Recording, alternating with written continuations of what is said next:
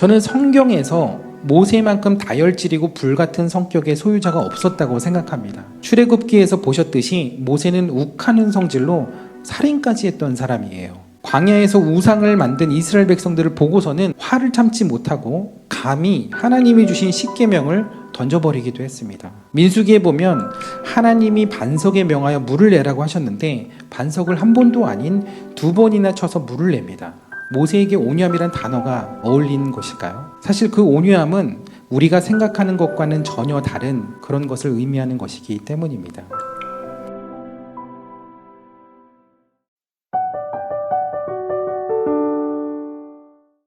우리 영종만나교회는 올 한 해 공동체성을 또 세워가는 일이 가장 중요한 일이라고 저는 생각을 합니다. 그래서 우리가 1월 한 달 동안 이 공동체에 관한 설교 또 말씀을 듣고 있는데요.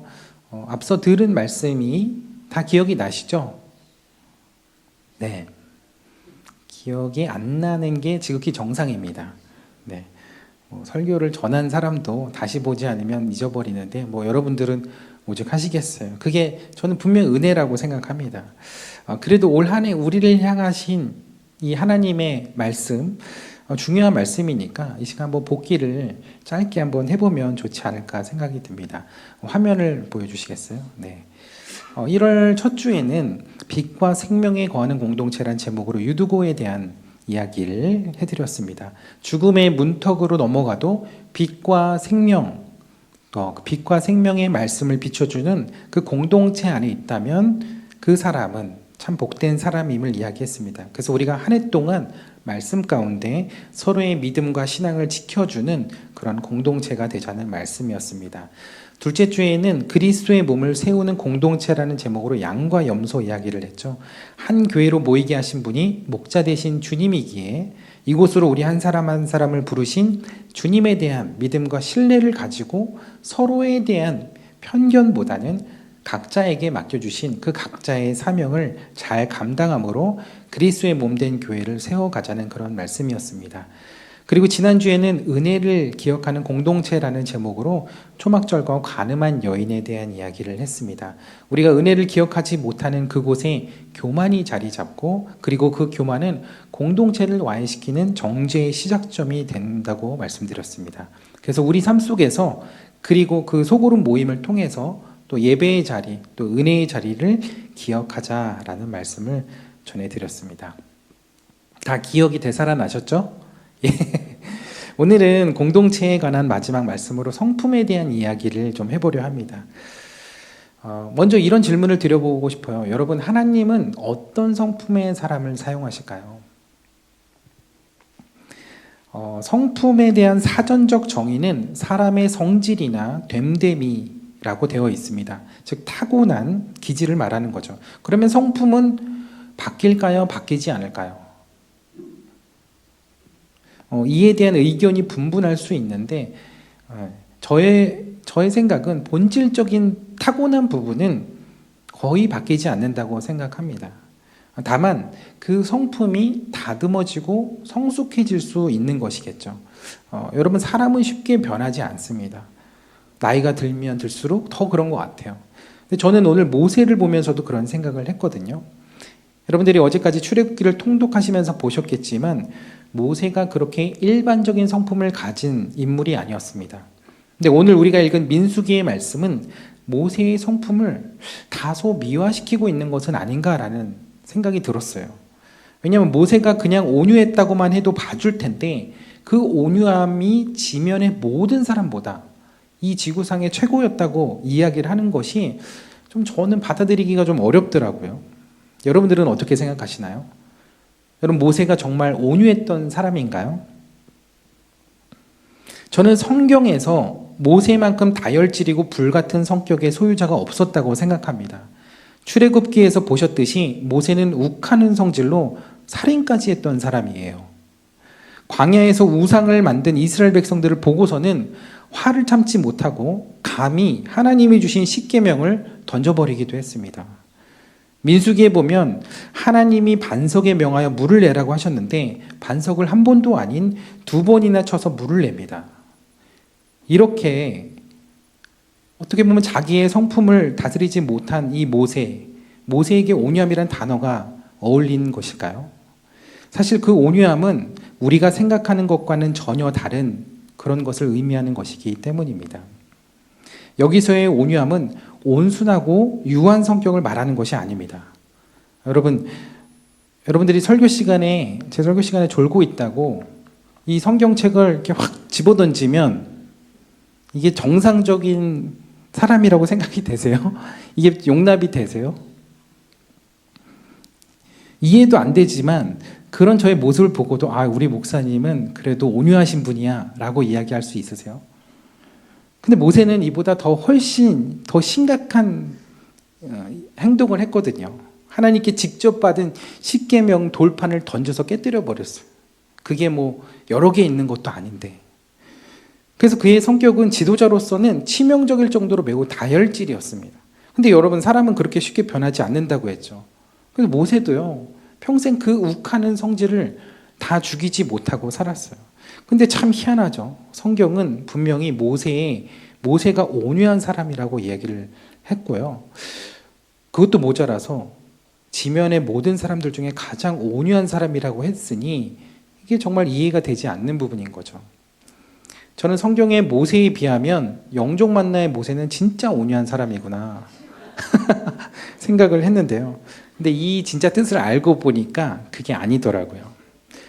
히브리어로 온유라는 단어는요, 아나를 기본형으로 하는 단어인데요. 이 단어에는 고난당하다, 굴복하다, 자기를 낮추다, 자기를 괴롭히다 라는 뜻이 있습니다. 근데 이건 여러분들이 생각하는 그 온유라는 단어의 의미와는 좀 거리가 멀지 않나요? 시편 37편 11절에 보니까요, 여기서 온유한 자들에 대한 이야기가 나오는데 이 온유한 자들이 땅을 차지한다는 흥미로운 이야기가 나와요. 근데 이와 비슷한 이야기를 예수님도 하셨거든요. 우리가 잘 알고 있는 산상수훈으로 알려진 마태복음 5장에 보면 그 중에 온유한 자는 복이 있나니 그들이 땅을 기업으로 받는다는 말씀이 있습니다. 근데 도대체 왜 온유한 자가 땅을 차지하고 땅을 기업으로 받는다고 한 것일까요? 부동산에 관심 있는 분들은 내가 정말 온유해져야겠구나, 그래야 하나님께서 땅을 주신다고 하고 기업을 주신다고 했으니 라고 생각하실 수 있는데, 고대 히브리인들의 토지법에는 같은 이스라엘 백성들끼리, 같은 민족끼리 토지를 빼앗지 못하도록 되어 있습니다. 왜냐하면 땅은 하나님이 주신 기업이었기 때문이에요. 그러나 현실에서는 힘없고 가난한 사람들이 땅과 가축들을 억울하게 빼앗기는 경우들이 비일비재하게 일어났습니다. 그러한 불의하고 고통받는 현실에서 그들이 할 수 있는 행동은 두 가지가 있었는데, 하나는 거칠게 투쟁하거나 항의하는 일이었고, 또 하나는 하나님의 일하심을 바라보며 묵묵히 기도하는 일이었어요. 근데 성경에서 말하는 온유한 사람은요, 후자 쪽에 가까워요. 하나님의 해결하심과 주권을 믿고 인내하는 사람을 말한다는 거죠. 근데 히브리어 아나라는 단어 속에는 그냥 자신이 힘이 없어서 무기력하게 어쩔 수 없이 일방적으로 당하기만 하는 그런 온유함을 이야기하는 것이 아니고요, 내가 충분히 대항할 힘도 있고 성격도 한성격하지만 그것에 앞서서 하나님의 도우심을 구할 수 있는 사람, 그 사람이 온유한 사람이라고 이야기한다는 거예요. 우리가 살다 보면 참 인내심이 필요할 때가 많이 있어요. 더구나 그리스도인의 삶에서는 그런 온유함이 필요한 순간들이 있습니다. 근데 그런 온유함은요, 내 인내심으로 참고 버티는, 인간적인 어떤 인내심으로 참고 버티는 게 아니라 하나님에 대한 믿음으로 견뎌지는 거예요. 이것은 우리 삶 가운데 하나님의 주권을 전적으로 인정할 때만 나올 수 있는 모습이기 때문입니다. 근데 그러한 온유한 자들이 땅을 차지하게 될 것이라고 성경은 말하고 있어요. 여기서 땅을 차지한다는 것은 남의 소유를 빼앗는다는 것이 아니라 내가 마땅히 누려야 했으나 억울하게 빼앗긴 땅을 되찾는다는 의미이고, 그것은 하나님 주신 그 땅에서 우리가 마땅히 누려야 할 하나님이 주셨던 그 잃었던 복을 다시 회복한다는 것을 의미하는 것입니다. 우리는 죄를 짓고 하나님을 떠나 살면서 마귀에게 축복의 땅 에덴을 빼앗겼죠. 그래서 우리는 더 이상 하나님이 주시는 그 복을 누릴 수가 없게 되었습니다. 그러나 예수님께서 십자가에서 우리 죄의 문제를 해결하셨고, 그로 인해 잃었던 에덴, 하나님의 나라가 회복되는 길이 열린 것이죠. 그래서 예수님께서 이 땅에 오셔서 하신 가장 중요한 복음의 메시지의 핵심이 바로 하나님의 나라의 복음인 것이죠. 그래서 우리가 온유함으로 그 하나님과 동행하며 하나님을 전적으로 의지하면 십자가의 보혈의 피로 우리가 그 하나님께 나아가는 길 가운데 하나님과 다시 함께할 수 있는 그 임마누엘의 은혜를 누리게 되면 그 에덴의 축복이 지금 내가 있는 그곳에서 임하게 되고 회복된다는 것을 말씀하시는 겁니다. 비록 내 현실이 견디고 어렵고 고통스러울지라도 그곳이 곧 하나님의 나라를 경험하는 곳이 될 것이다 라는 것이 땅을 차지하는 복에 대한 말씀이고, 그 복은 온유한 자에게 임할 복이라는 것입니다. 그래서 온유한 자가 땅을 차지하고 기업을 받는다는 것은 부동산이 늘어난다는 의미가 아니라 하나님의 다스림 안에 있는 그 땅, 즉 하나님 나라에서 누릴 수 있는 그 복을 다시 누릴 수 있게 된다는 의미라는 것이죠. 근데 제가 이렇게 쭉 설명을 하면서 여러분들 표정을 보니까 온유함에 대한 그런 이해가 더 혼란스러워지신 것 같아요. 여기까지만 들으시면 그러실 수 있는데요. 그래서 이제부터 잘 들으셔야 합니다. 여러분, 인생의 어려움과 고난을 많이 겪으면 사람이 어떻게 되나요? 물론 뭐 위축되기도 하고 주눅들기도 할 수도 있지만 사람이 겸손해지게 됩니다. 실패를 경험하게 되면 겸손해지게 돼요. 그래서 온유로 번역된 이 아나라는 단어, 고난당하다라는 뜻과 함께 자기를 낮추다라는 의미가 있는 것입니다. 그래서 이 아나라는 단어를 한글로 옮길 때 그 의미가 더 명확해지기 위해서는 온유라는 단어보다는 이 단어가 더 그 의미를 잘 전달할 수 있는데요. 그 단어가 바로 겸손입니다. 그래서 혹시 이렇게 번역한 성경이 있는가 제가 찾아보니까 새 번역 성경이 그렇게 번역을 했더라고요. 시편 37편에 나온 이 온유한 사람을 겸손한 사람이라고 이렇게 번역을 했습니다. 저는 이 번역이 원어의 의미를 더 잘 전달하고 있다고 생각을 하는데요. 결국 온유한 사람은 어려움과 고난 속에서 자신을 낮추고 겸손함을 배우고 하나님을 온전히 신뢰하는 사람을 말하는 것이죠. 그런 사람이 땅을 차지하고 하나님 나라를 경험하고 하나님 주신 복을 누릴 수 있다는 거예요. 그러면 민수기 12장 3절 이야기로 다시 돌아와 보면요, 이 구절에서 온유하다는 것을 새 번역 성경에서는 뭐라고 번역을 했을까요? 네, 맞습니다. 모세가 모든 사람 가운데 가장 겸손한 사람이다 라고 번역을 했어요. 그러니까 좀 이해가 되는 거예요. 모세가 비록 다혈질이고 욱하는 성질이 있기는 했지만 그는 하나님 앞에서 누구보다 겸손했다는 것이죠.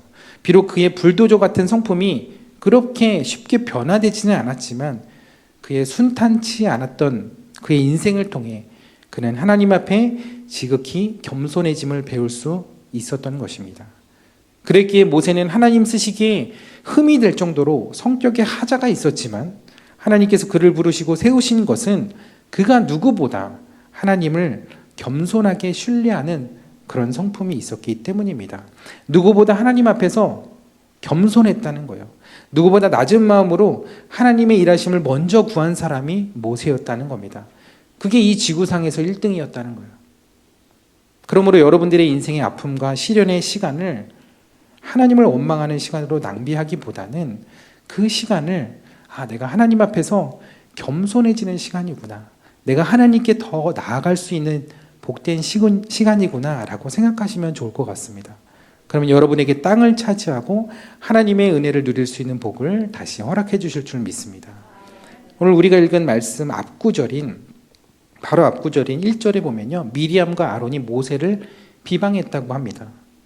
하나님이 왜 저렇게 흠이 많은 모세를 왜 쓰시는가? 사실 1절에 보면은 모세가 이방 여인, 구스 여인을 아내로 맞았거든요. 근데 그걸 가지고 트집을 잡는 거죠.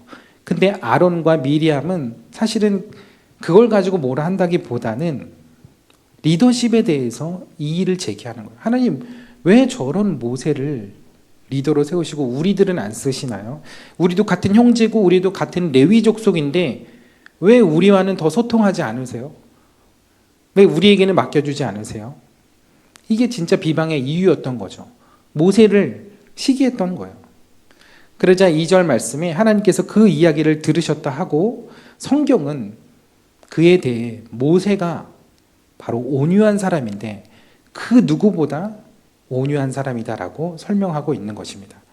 근데 이건 모세가 단순히 온순해서가 아니라 정말 뜬금없는 이야기처럼 들릴 수 있는데, 온유했다는 그런 어떤 성격의 이야기가 아니라 모세가 하나님 앞에 가장 겸손한 사람이었다는 거죠. 하나님, 저는 자격이 있어요. 하나님, 저를 써주셔야죠 라고 하는 사람보다, 하나님, 저는 자격이 없습니다. 저는 그럴 만한 사람이 아닙니다 라고 하는 사람을 오히려 하나님은 들어 쓰시는 거예요. 왜냐하면 그 사람을 통해서 하나님의 영광을 더 드러내기 좋기 때문이겠죠.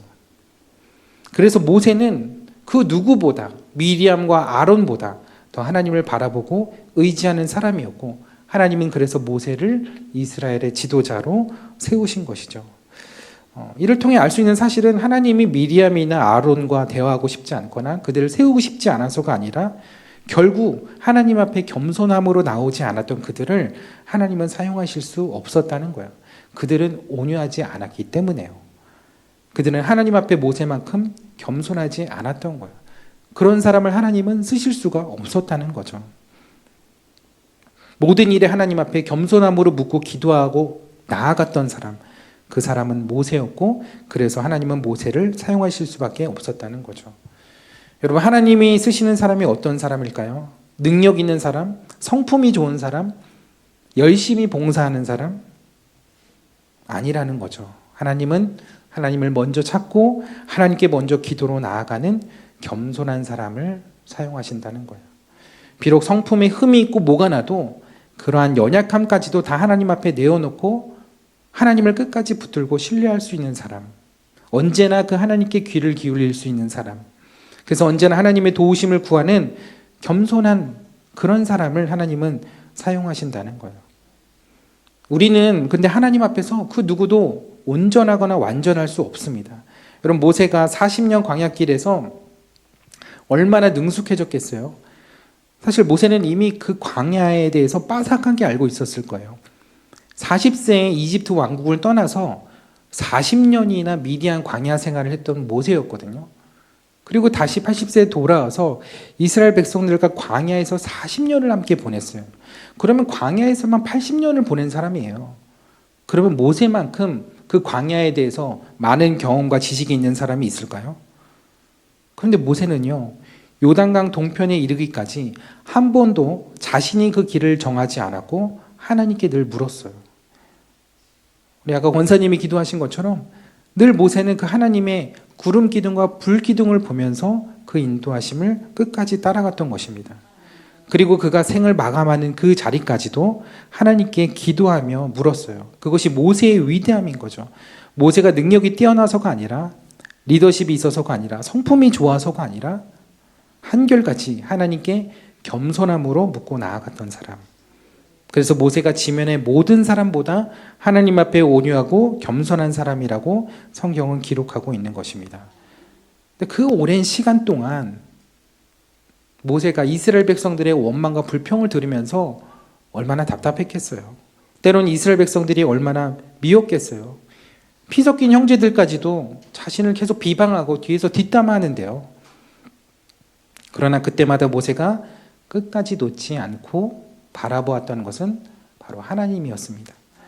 이스라엘을 출애굽하게 하시고 약속의 땅 가나안으로 이끄시는 그 하나님에 대한 믿음을 가지고 겸허함을 지키며 끝까지 하나님의 인도하심을 따라갔던 사람, 그 사람이 바로 모세인 것입니다.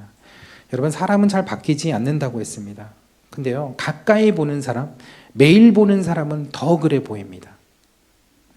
가족들, 함께 일하는 사람들, 그래서 오히려 가까운 사람들이 한번 원수가 되면 평생 원수가 되는 경우가 많거든요. 왜냐하면 서로 바뀌지 않는다는 것을 누구보다 잘 알기 때문이에요. 그래서 우리가 사람을 보면요, 참 실망이 되기도 하고 포기도 돼요. 하지만 우리 안에서 일하시는 하나님, 어떤 모습의 우리라 해도 능히 사용하실 수 있는 하나님을 바라보게 되면 우리가 거기서 소망을 보게 되는 것입니다. 그래서 우리가 변하지 않는 서로를 바라보는 것이 아니라 그런 우리를 사용하시는 하나님의 은혜와 일하심을 보아야 할 줄 믿습니다. 그러면 실망할 필요도 이유도 없어요. 이런 나도, 그러한 너도 사용하시는 그 하나님의 은혜가 감격스러울 뿐인 것이죠. 그것을 통해 우리가 할 일은 온유함으로, 겸손함으로 하나님 앞에 날마다 나아가는 것입니다. 우리가 서로 네가 옳고 그르고를 따질 그럴 자격이 없다니까요. 눈치채셨는지 모르겠지만 제가 한 달 동안 사실은 계속 같은 이야기를 하고 있는 거예요. 우리는 하나님의 은혜로 이곳에 온 사람들이고 그 하나님의 은혜로 이 자리에 우리가 있을 수 있었고 그 하나님의 부르심이 우리의 어떤 자격이 아니라 하나님의 은혜라는 거, 그 이야기를 하고 있는 거죠. 우리 스스로를 한번 돌아보면요, 참 실망스러울 때가 많아요. 내 본성, 내 습관, 내 성격, 그게 내 의지대로, 내 뜻대로 잘 바뀌지 않거든요. 오히려 애써도 쉽게 변하지 않는 내 모습 속에 자괴감이 들 때가 더 많아요. 그런데 하나님은 그런 내 모습의 그대로를 인정해 주시고 사랑해 주신다는 거예요. 그리고 나의 그 연약함을 가지고 하나님 앞에 나올 때까지 기다려 주신다는 거예요. 모세가 그렇게 하나님 앞에 나올 때까지 무려 80년이 걸렸습니다. 모세가 떨기나무 앞에서 신을 벗고 하나님 앞에 설 때까지 저는 부족하고 저는 혀가 둔하고 저는 아무것도 할 수 없습니다라고 고백하기까지 80년이 걸린 거예요. 하나님께서 그 시간을 기다려주고 계신 거예요. 근데 그게 우리에게 참 큰 위로와 힘이 되는 사실이거든요. 우리가 부족하지만 하나님께서는 우리를 사용하실 수 있을 때까지 기다려주시는구나. 우리가 겸손함으로 하나님 앞에 나아갈 때까지 기다려주시는구나. 저도 저 스스로를 볼 때 참 저 같은 사람이 목사가 됐다는 게 기적인 것 같아요. 저 같은 사람을 하나님께서 써주신다는 게 참 놀랍거든요. 그래서 어쩔 때는 어떤 성도님들 보면서 그런 생각을 문득 하게 돼요. 목회는 내가 아니라 저분이 하셨어야 되는데 차라리 저 성도님이 목회를 했으면 더 잘하셨겠다라는 생각이 들 때가 있어요. 근데 그런 생각이 들면 참 한편으로 하나님이 나를 부르신 게 맞는가라는 생각을 다시 하게 되는데 그때마다 말씀을 보니까 위로가 되는 거예요. 하나님이 사용하셨던 그 성경의 많은 인물들이 다 그렇게 훌륭하지만은 않더라고요. 다 나름의 연약함이 있고요. 우리와 크게 다르지 않은 성정의 사람들이라는 거예요. 그래서 성경의 모세도 영종 만나의 모세도 너무 부족하지만 하나님은 얼마든지 사용하실 수 있다는 거예요. 그러나 하나님이 못 쓰시는 사람이 있다면 그 사람은 겸손하지 않은 사람이라는 거죠. 하나님의 도우심을 구하지 않는 사람이라는 거죠. 하나님과의 대화와 소통을 더 이상 시도하지 않는 사람이라는 거예요. 저는 제가 목회자가 되기에 그렇게 좋은 성품이 아니라는 것을 잘 알고 있습니다. 저희 아내가 제일 잘 알 거예요. 네. 게다가 제가 그렇게 편하게 다가갈 수 있는 첫인상이 아니잖아요. 네, 너무 격하게 공감해 주시면 제가 좀 상처가 되는데 근데 알고 보면 정말 그 인상과는 다르게 따뜻하고 정이 많은 사람이거든요. 네, 해치지 않으니까 저를 편하게 다가오셔도 되고 대하셔도 됩니다. 물론 저의 냉소적이고 제 안에 차가운 부분을 인정을 합니다. 사실 저는 어릴 때부터 감성보다는 좀 이성 쪽에 가까운 사람이거든요. 그래서 아무리 슬픈 다큐나 뭐 영화를 봐도 이게 눈물이 잘 나지 않았어요. 그래서 초등학교 때 한 대학교 성인이 될 때까지 거의 뭐 울어본 적이 거의 없던 것 같아요. 싸울 때도 거의 울지 않았어요. 그래서 그때는 드라마나 영화 보면서 이렇게 우는 사람들 정말 이해가 잘 되지 않았어요. 한 번은 이제 제 친구랑 영화관 갔는데 그 영화 보면서 친구 옆에서 막 계속 우는 거예요. 남자애가 우는 모습을 보니까 내가 너무 민망해 부끄러워서 영화에서 나가고 싶더라고요. 그래서 굉장히 막 영화 보거나 드라마 보거나 우는 사람들이 너무 이해가 되지 않았는데요. 근데 제가 지금은 수도꼭지가 되었어요. 틀면 눈물이 나와요. 제가 나이가 40이 되어가지고 그랬으면 차라리 호르몬의 변화가 있어서 그런가 보다라고 할 수 있는데 그게 언제 바뀌냐면 20대 초반에 그렇게 된 거예요. 지금 생각해봐도 잘 이해가 되지 않는데요. 그때를 돌이켜보면 바야흐로 지금으로부터 20년 전 2004년의 일이었어요. 그때 제가 무슨 일이 있었냐면 2004년 4월에 목사 안수를 받았거든요. 20년 전에 제가 목사 안수를 받았어요. 제가 군목으로 이제 파송을 받다 보니까 일찍 안수를 이제 받게 되었는데 근데 그 안수 받기 한두 주 전에, 한 2주 전이었던 것 같아요. 그때 제가 새벽에 교회 나가서 참 열심히 기도를 했거든요. 제가 믿음이 좋아서 기도를 열심히 한 게 아니라 마음이 심란해서 참 복잡했고 심란해서 그래서 기도할 수밖에 없었어요. 어떤 분들은 목회자가 되는 그 소명이 분명해가지고 기꺼이 기쁜 마음으로 이렇게 주저함 없이 그 목회의 길을 가시는데요. 저는 그러지 못했던 것 같아요. 이러다가 목사 안수까지 받으면 되돌릴 수 없다는 생각에 정말 이게 신부들이 예비 신부들이 결혼식 전날 잠 못 자는 것처럼 저도 목사 안수 받기 전에 잠이 오지를 않더라고요. 그러니까 여러분들이 볼 때는 어떤 면에서는 좀 한심하고 이상해 볼 수 있는데 그 하나님 앞에 부르심에 순종한다는 것이 참 굉장히 큰 무게감으로 다가오더라고요. 그래서 저는 안수받기 한 달 전까지도 제가 하나님의 부르심을 받은 것이 맞는 것인지 계속 하나님께 물었어요. 정말 맞아요, 하나님? 저 부르신 거 맞아요? 참 확신이 잘 안 서더라고요. 지금 생각해 보니까 모세가 그 떨기나무 앞에서 하나님께 그렇게 고백했던 그 모습과 비슷하지 않았나라는 생각이 들었어요. 근데 어느 날 새벽에 이렇게 기도를 하고 있는데 정말 거짓말같이 하나님의 음성이 너무나 분명하게 들렸어요. 그 음성은 내가 너를 목회자로 불렀고 너를 지명하여 부른 것이 바로 나 야훼 하나님이다 라고 이런 음성을 들었다면 제 마음이 너무 편하고 기꺼이 갔을 거예요. 근데 그런 음성이 전혀 아니었고 그런 음성이 들리지 않았고 그 음성이 오히려 들리기에 앞서서 예배당 안에서 이렇게 기도하고 있는데 누가 나를 따가운 시선으로 이렇게 누가 이렇게 저를 쳐다보고 있으면 그런 것들이 들잖아요. 그런 시선이 느껴지잖아요. 여러분 제가 지금은 이래 보여도 20대 때는 인기가 좋았거든요. 네, 어차피 증명할 수 없는 거니까 막 이야기하는 거예요. 근데 사실 그 새벽에 그 초췌한 모습으로 앉아있는 저에게 누가 관심을 가졌겠어요. 근데 잠시 그런 착각 속에 주위를 막 이렇게 둘러보았는데 아무도 저를 쳐다보는 사람도 없었고 쳐다볼 만한 사람도 없었어요. 다들 이렇게 열심히 다 기도하는 분들이었어요. 근데 그러기를 몇 번 반복했는데 그 따가운 시선이요. 사람의 시선이 아니라 하나님의 시선이라는 것을 알게 되었어요. 처음 느껴보는 거죠. 그리고 그것을 깨닫는 순간 하나님의 영이 그 예배당 안에 가득 채워져 있다는 것을 제가 경험하게 되었어요. 그러면서 하나님의 음성이 제 마음을 울리는데요. 그때 생생하게 너무나도 분명하게 하나님께서 저에게 말씀하시는 그 한 말씀이 있었어요. 그것은 하나님이 저를 사랑하신다는 거였어요. 제가 묻는 건 그게 아니었는데 하나님 제가 목회 길 가야 돼요? 저 목회자로 부르신 거 맞아요? 제가 할 수 있어요? 물었는데 하나님은 저에게 내가 너를 사랑한다 라고 하신 거예요.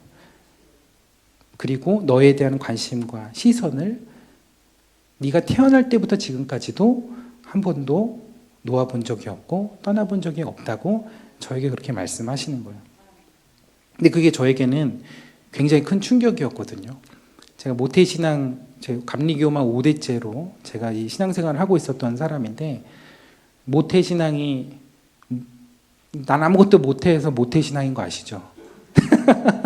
아니면은 진짜 이게 신앙이 못돼가지고 못된 신앙이 또 되기도 하고 모태 신앙이 다 좋은 신앙이 되는 것만은 아닌 것 같아요. 근데 저도 어떻게 보면 그 모태 신앙으로서 성인이 되기까지 신앙교회 가기까지 여전히 그 마음 가운데는 그런 확신이 없었던 것 같아요. 근데 그 하나님을 만났던 그 체험도 없었던 것 같아요. 근데 그때 그 하나님을 만나게 되는 사건을 통해서 그 하나님이 나를 사랑하신다는 그 음성이 너무나 크게 들렸던 거예요. 근데 그 음성이 저에게 이렇게 들려왔어요. 앞으로 너의 목회와 내게 맡겨진 양들은 내가 다 책임질 거야. 그러니까 그것은 네가 걱정할 일이 아니야. 너는 내가 너를 사랑하는 만큼 너도 나를 사랑하고 믿어줄 수 있겠니? 그렇게 나를 믿고 그 길을 가줄 수 있겠니? 하나님의 음성이 저에게 그렇게 들리더라고요. 그래서 제 입에서는 그때 진짜 제가 평생에 잊을 수 없는 그 찬양과 기도가 나왔는데 그때 불렀던 찬양이 주만 바라볼지라 라는 찬양이었습니다. 하나님 사랑의 눈으로 너를 어느 때나 바라보시고 하나님 인자한 귀로서 언제나 너에게 기울이시니 어두움에 밝은 빛을 비춰주시고 너의 작은 신음에도 응답하시니 너는 어느 곳에 있든지 주를 향하고 주만 바라볼지라 주만 바라볼지라. 아멘.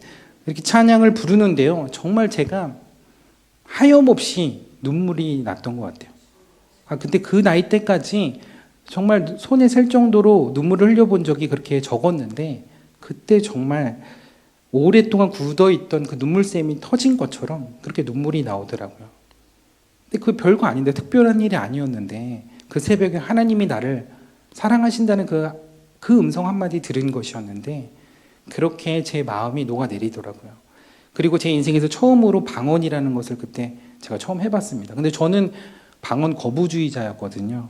저는 방언을 이렇게 하라고 해도 안 하는 사람이었어요. 어느 기도원 가면요, 그 기도원 그 어떤 목사님이 방언 안 되는 사람은 이제부터 할렐루야를 거꾸로 해보래요. 야렐루랄 야렐루랄 야렐루랄 이렇게 하면 방언이 된대요. 그때 제가 그게 너무 이해가 안 돼가지고 너무 제가 이성적인 사람이었는데 그 얘기를 들으니까 방언이 너무 거부감이 많이 들었어요. 근데 그때 저도 모르게 하나님께 막 기도를 쏟아내는데 제 입에서 방언이 이제 터져 나오더라고요. 그러면서 그때 그런 영적인 체험을 또 하나님께서 하게 해주셨는데 제일 이해할 수 없는 것은 저의 감정적인 어떤 변화 그리고 제 신체적인 변화였는데 그 이후로부터 눈물이 정말 저도 모르게 많이 나는 거예요. 이제 안 그랬던 사람이 하루아침에 수도꼭지가 되니까 너무 적응이 안 되는 거예요. 저도 지금도 너무 이상하고 너무 제 자신이 싫을 때가 있어요. 그날 또 교회를 나와서 아침 7시쯤에 이제 버스 타고 이제 집에 오는데요. 버스 안에서도 왜 이렇게 눈물이 나는지. 근데 그때 다른 사람들이 저를 보고 아이고 젊은 나이에 뭐 실현 당했나 보네. 뭐 그럴 수 있지 뭐 젊을 때. 완전 이게 초췌한 얼굴에 막 눈물 막 콧물 막 흘리면서 그렇게 버스 타고 가고 있으니까 그렇게 생각을 했을 것 같아요. 근데 제가 그 버스 안에서 하나님께서 저를 사랑하신다고 하니 제가 그럼 하나님을 믿고 가겠습니다. 그 대답을 그 교회에서 한 게 아니고 버스 타고 오면서 이제 그제서야 그렇게 한 거예요. 그리고 나서 이제 그 몇 주 뒤에 제가 서울 광림교회에서 목사 안수를 받게 되었습니다. 목사가 된 지 20년이 지났는데요. 여전히 저는 부족한 사람입니다. 그런데 저는 그런 저를 하나님이 쓰신다면 이유는 하나인 것 같아요. 하나님 제가 부족합니다. 라고 여전히 하나님께 고백할 수 있다는 거. 저는 이 고백이 사라지는 순간 제 목회도 멈춰야 된다고 생각을 합니다. 그 목회가 잘 돼도 잘 되는 게 아니거든요. 저는 그런 목사님들을 참 많이 보아왔어요. 그래서 굉장히 좀 두렵더라고요. 그래서 제가 지금도 기도하는 것은 하나님 모세처럼 온유한 사람이 되게 해주세요. 하나님 앞에 겸손함과 겸비함으로 목회하게 해주세요.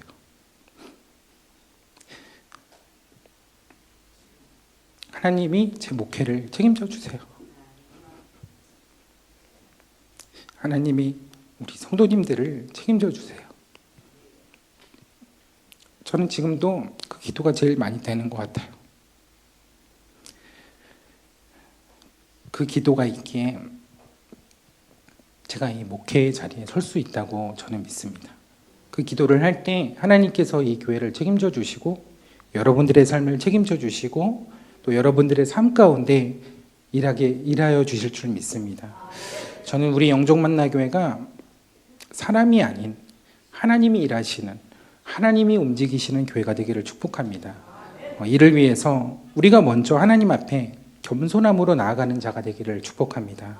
그래서 무슨 일이든 하나님이 일하셨음을 고백하고 하나님의 인도하심을 끝까지 따라갈 수 있는 그런 복된 그런 은혜의 교회가 되기를 축복합니다.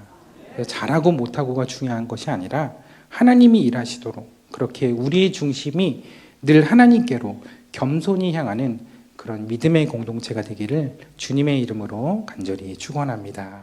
하나님은 저와 여러분들을 쓰시기를 원하시는 줄 믿습니다. 그런 하나님 앞에 오늘 이런 기도를 했으면 좋겠습니다. 우리의 삶의 어려움과 억울함이 찾아올 때에도 하나님을 묵묵히 바라보며 겸손을 배우게 하시고 나의 부족함을 마주할 때도 하나님의 주권을 믿고 그 하나님의 사랑을 믿고 나아갈 수 있게 하여 주옵소서. 그리고 겸손함을 통해 서로가 아닌 우리를 부르신 하나님만을 바라보며 또 하나님의 일하심을 기대하는 우리 영적 만나의 믿음의 공동체가 되게 하여 주옵소서. 오늘도 겸손함으로 하나님 앞에 나아가기를 원합니다.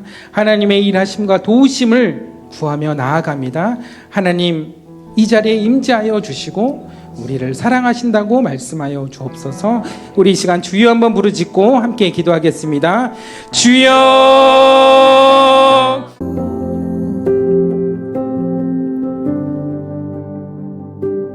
When I wake, I know you are with me.